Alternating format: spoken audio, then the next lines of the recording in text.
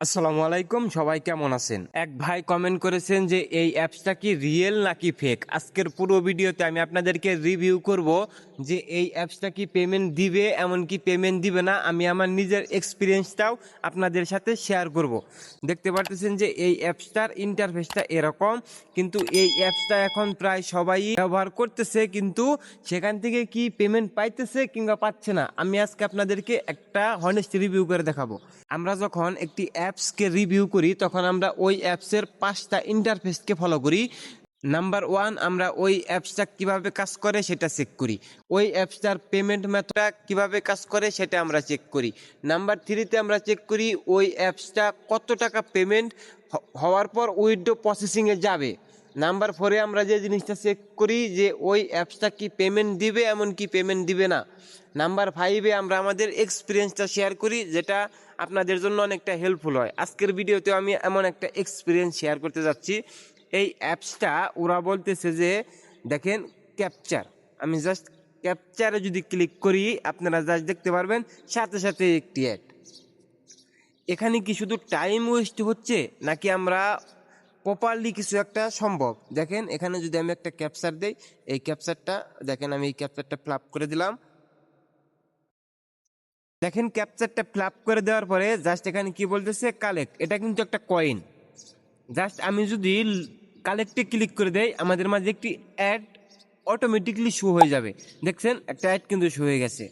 Just এখন যদি অ্যাডটা কাটি, অ্যাডটা কাটার পরে দেখতে পাচ্ছেন কয়েন অ্যাডেড সাকসেসফুল। এটা কিন্তু টাকা না, এটা কিন্তু কয়েন।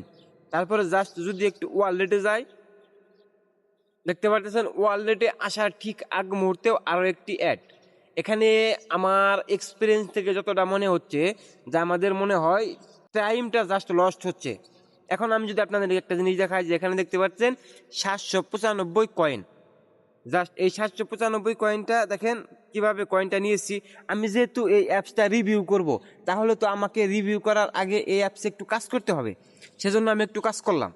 দেখতে পারতেছেন যে এখানে $1 কত দেখাচ্ছে, এটা কিন্তু দেখাচ্ছে যে 795 কয়েনে।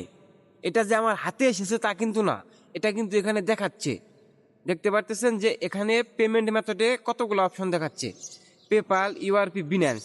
আমি জাস্ট দেখানোর জন্য যদি পেপালে ক্লিক করি, দেখেন আমি পেপালে ক্লিক করার পরে আমি জাস্ট এখানে একটা পেপালের মেইল দিয়ে দিচ্ছি।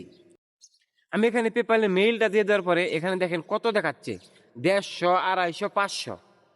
আমি আমার এক্সপিরিয়েন্স থেকে যতটুকু মনে হয়েছে, এমনকি আমি এই অ্যাপসটা যতক্ষণ সময় ব্যবহার করেছি, এই অ্যাপসে প্রতিটা স্টেপে স্টেপে অ্যাড দেখাচ্ছে, যেটা আমাদের অনেকটা টাইম লস্ট হচ্ছে।